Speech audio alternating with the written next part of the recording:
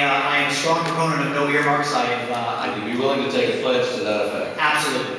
Thank you. Do you believe that global warming is an undeniable scientific fact? I don't think anything's undeniable, but I do believe there's... You think it's a well-established fact? I think that it's clear that the global warming is occurring. I think the debate is what effect we are having on that process. And I think there is a tremendous amount of doubt whether people are having that effect. Thank you. Do you believe that man-made pollution and CO2 emissions are therefore significant contributors to global warming? I think that's to be determined. My background, I'm an engineer.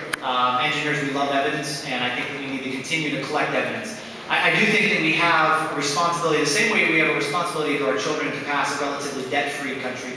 We have a responsibility to pass on a country that has clean air. And I'll give you an example. I'm an avid runner, and as a runner, when you run, for those in the room that run, when you run, you feel great when you get done.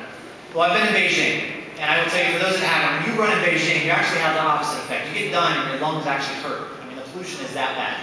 So I do think that there are limits, and I think that we certainly need to make sure that we have clean air and make sure we protect the environment for our children. Do you think, therefore, that cap and trade is an effective solution to that problem? No, cap and trade has simply been carved up by the lobbyists.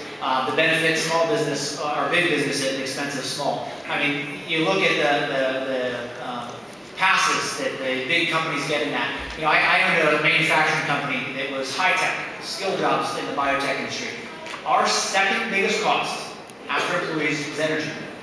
Cap and trade is a bill that would have taken a company like Mitos in Phoenixville and made us less competitive in a global environment. We had to compete against India and Singapore.